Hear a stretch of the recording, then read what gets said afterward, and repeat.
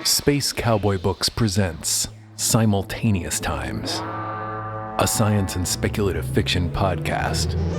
Short stories to stir the imagination by contemporary authors.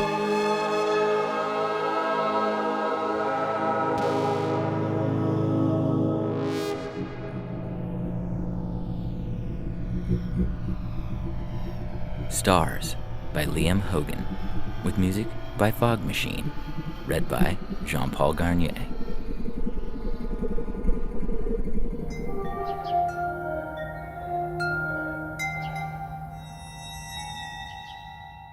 They fall from the sky and I must catch them. I'm stepping off an Indonesian trawler, still tingling from the afterglow, when I feel the distant call. Somewhere in the northern hemisphere, Canada, perhaps. The journey begins by mail van, ferry, and by foot. At the airport, I'm disoriented by the noise and chaos. How do I get to Canada? I ask. You'll need to go via Singapore, the girl behind the desk says. Where in Canada? By now the location of the fall should be on the tip of my tongue, but it isn't. I'm sorry, I fluster. I'm not sure. Anywhere, I guess? She looks over my shoulder to the queue of less difficult passengers. Take a seat, she gestures. I'm busy right now, but I'll see what I can do. On the metal bench, I hold my head in calloused hands. The departure board shows mainly local destinations. Jakarta, Banda Aceh, Padang. Nothing resonates. My path is murky and confused. There's a touch on my arm, the girl from the information desk, holding a coffee and something even more welcome, a boarding card. I shouldn't be doing this, but you looked lost. I've got you on a training flight as far as Frankfurt. I thank her profusely as she taps her watch. It's leaving now. Otherwise, I'd love to hear your story. Will you look me up when you come back this way? I tell her that if I can, I will. And I mean it, though I'm weary. People misinterpret the warm glow that lingers after a catch. Expect more from me than I can give.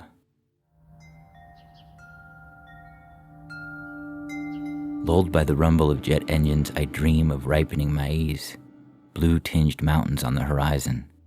But still, no name comes. Have I been complacent? Is this a test of my faith? In Frankfurt, I thumb a tatty stack of foreign notes, wondering how far they'll get me. Welcome back, Mr. Fletcher, the guy working the ticket desk says with an easy smile. It's not my name. It's not even the name on the passport I handed him, and can only have been summoned by a computer glitch or data error. But as usual, I go with the flow. Mr. Fletcher is a regular traveler between Frankfurt and Calgary, and has enough air miles to pay for an economy flight home. But not the airport taxes. I'm directed to the Bureau de Change, where my wages from 2 months on a fishing trawler barely cover the departure fees. Though I'm on my way, I'm feeling rushed, agitated. As I tuck my canvas bag between my feet, the Canadian across the aisle asks if this is my first flight. I laugh and say no, and he smiles and says he still gets nervous as well. Tells me he's a farmer, and when I ask what he grows, he says maize. Finally, I begin to relax.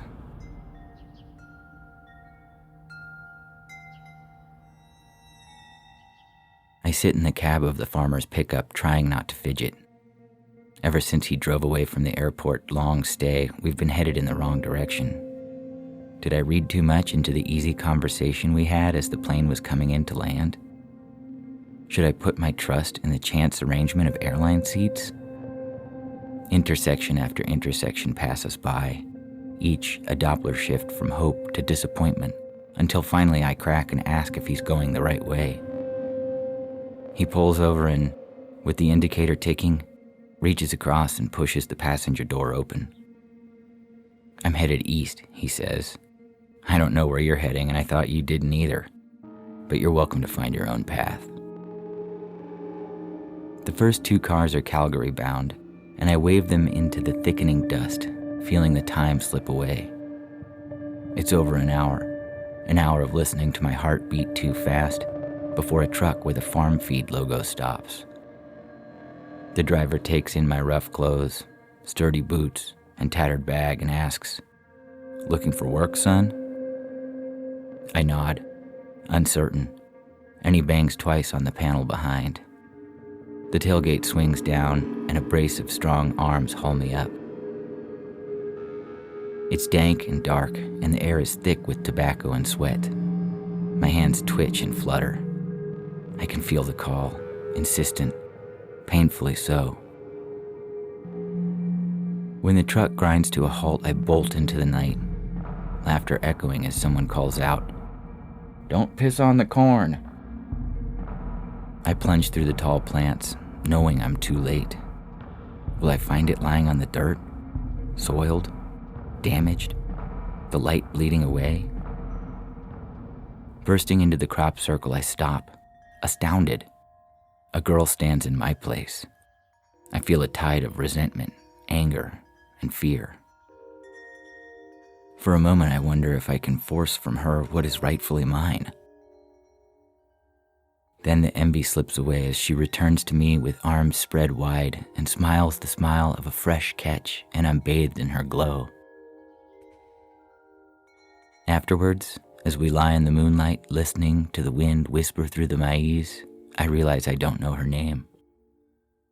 "Stella," she says, her naked belly rippling with laughter beneath my head. That's what my father called me, Stella. She returns a year later, just as the corn is ready to be harvested again, dropping off her child, our child.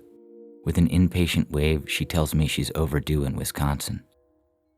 As she steps to the side of the road, a haulage truck pulls up and she gets in without a backwards glance.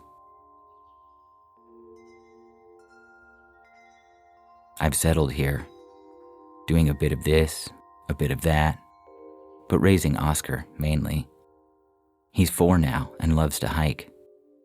I have to carry him partway, otherwise we'd not get far. But he's always impatient to stomp the trails on his own. I think he likes it best when we set up tent, and as the fire dies down, he can stare into the vastness of the night sky. Up here, miles from the blaze of the nearest city, far away from the brightly lit ribbons of the roads, away from other campers, away from everyone, the stars are undimmed. The Milky Way carves the heavens in two, an uncounted and uncountable blizzard of frozen diamonds. I don't feel their pull anymore, but every so often I catch his eyes tracking something he can't possibly see. And then I know that this is borrowed time, that as soon as his legs are strong enough, he'll be off.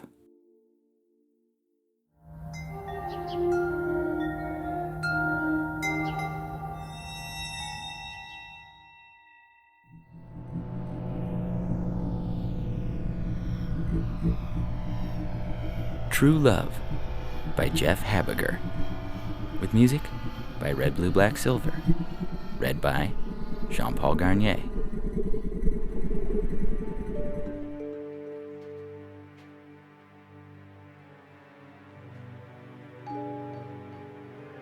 The man slid into the seat at the bar, head down, his sorrow rolling off him like a fog obscuring the sunrise. "You don't look like a person who's just come back from the trip of a lifetime," I said. I meet all sorts of people in here, from every background, every profession. My bar is located right outside the exit terminal for the time port, a convenient place for time travelers to stop and readjust after their travels to who knew when or where.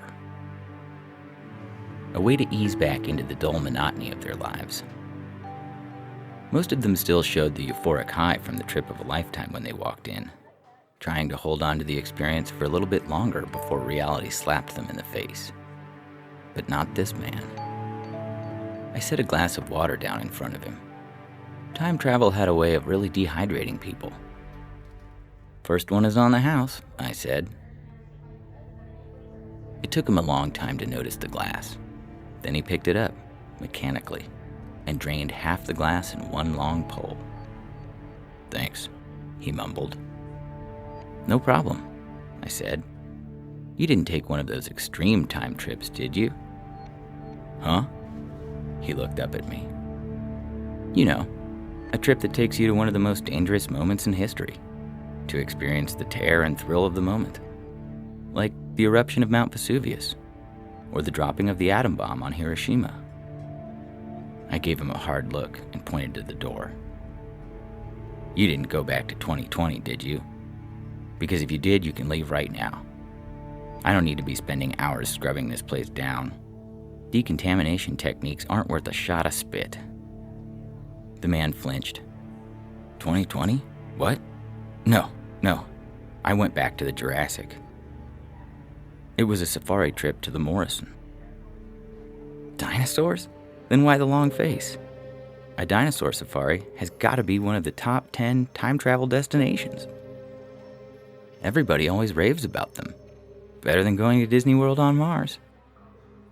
The man sighed and took another drink, setting down the empty glass. "Can you replace that with a beer?" "Sure," I said, walking over to the tap. "I've got a Gordon's IPA that you'll love." The man nodded. I filled a pint glass, then set it down in front of him. "So, did a T-Rex eat one of the travelers?" "T-Rex lived in the late Cretaceous," he corrected me. "I went to the Jurassic. You know, Allosaurus, Stegosaurus, Diplodocus." I didn't know, but I nodded to keep him talking. And there was no sound of thunder moment. Nobody got eaten, and it wasn't a hunting trip. "Sounds like a fun trip. Still doesn't explain why you look like somebody pissed in your cornflakes." The man took a drink of the beer and made a rueful smile. I fell in love. My mouth opened and I shook my head. Look, falling in love is supposed to be a happy thing, unless your name happens to be Romeo and hers was Juliet. "It was a happy thing," he said. "We met at the lodge the first night, and it was as if fireworks went off." Love at first sight, huh? Yep. You never think it will happen to you until, wham, you find Cupid's arrow sticking out of your chest. Amari was perfect in every way. He pulled out his phone and opened an app. In a moment, the phone's projector was displaying a picture of the man and a beautiful woman, Amari, on a safari tram. Long-necked dinosaurs in the background. They were smiling, arms wrapped around their shoulders, the image of a perfect couple. She had fallen in love with dinosaurs at an early age, just like me, and this safari was a gift to herself, he said, flipping through the images. Most people coming back from a dinosaur safari only have pictures of dinosaurs, like they are the first to have ever seen one in the flesh. This man had some of those, but nearly every picture had Amari in it too, smiling, laughing, joking, kissing, and having the time of their lives. He stopped on an image of Amari blowing a kiss, though I could see that she appeared to be on the verge of tears. The man closed the app and set his phone down. "So, what's the matter?" I asked. "It looked like you two hit it off pretty well. Almost like you were perfect for each other. Did she have a boyfriend, or was she already married?" "Nope, nothing like that." He picked up the beer and drained the glass, setting it down carefully. "Today's her birthday." Again, I was confused. "So, seems like a time for celebration, not sadness." She told me it was her birthday this morning, before the return trip. She had saved up for years for the trip, a present to herself for her 30th birthday. A magical trip for a magical milestone, she had said. "Did you have a fight after that?" I asked. I made a show of looking around to see if anybody else had come in with him. Why isn't she with you if you hit it off so well? She had to return home, to her time. Time travel, he gave an ironic chuckle. Her time, 30 years in the future. He looked at me, sadness filling his eyes. Today is her birthday. The day she's being born. He gestured toward the door. Somewhere out there, Amari's parents are in a hospital. Her mother is in labor, about to give birth to the woman I fell in love with 150 million years ago. Oh, I shook my head. I had heard many tales from time travelers that had stopped in my bar, but this one had to be one of the saddest. Hell, even Hollywood had never thought to contrive such a tale of romance and sadness, and they loved to milk all the emotion they could from a story. Isn't there something you can do? I asked. What, go introduce myself to her parents on the day she's born and tell them I fell in love with their daughter? Can't you take another trip? Travel to the future? He shook his head. The law won't allow it. He was referring to the Temporal Interference Maintenance and Enforcement Act, the law when it came to all things time travel. Really? I thought it was to prevent you from going back and killing Hitler or your own grandfather, I said. Apparently, there's a little-known part of the act that prevents any person from traveling to any part of their history, past or future. Future history? Sounds like a science fiction novel. This is reality. They can't keep you from traveling to the future, can they? Apparently they can. They can prevent you from traveling to any point that involves your direct or indirect history, at any point along your timeline. So you're saying they know when you will die? The man shrugged. It's time travel. They probably know everything that ever has or will happen. The good news is that I'm still alive 30 years from now. He gave another ironic chuckle. You already asked them if you could travel to the future? He nodded. Yep, the moment I got out of the portal. But they couldn't tell me that I was still alive, only that I was prohibited from traveling there. Same difference, I said. So can't you do something else? Plan another trip to the past to meet up with her? Then, I don't know. Run away to some long-forgotten past so we can live out our lives, like in the movies? Constantly looking over our shoulders for the time police? He shook his head. That's not how I want to live. Plus, it took each of us years to even afford this one trip. And it's not like I can coordinate things with her.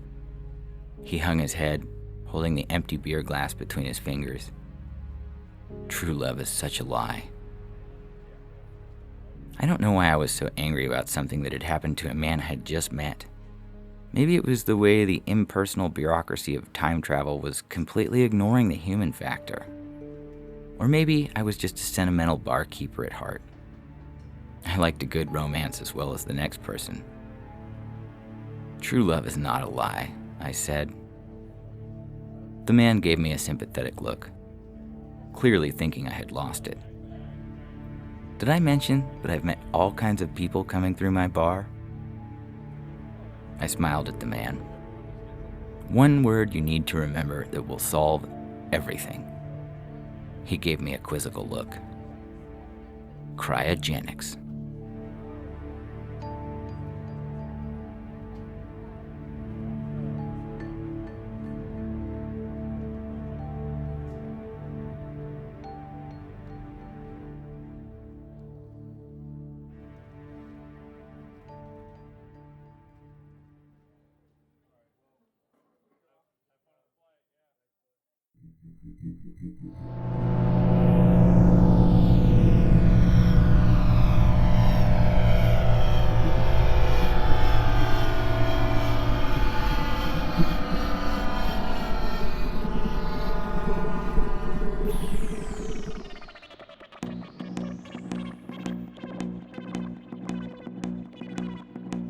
In this episode of Simultaneous Times, you heard Stars by Liam Hogan, with music by Fog Machine, and True Love by Geoff Habiger, with music by Red, Blue, Black, Silver.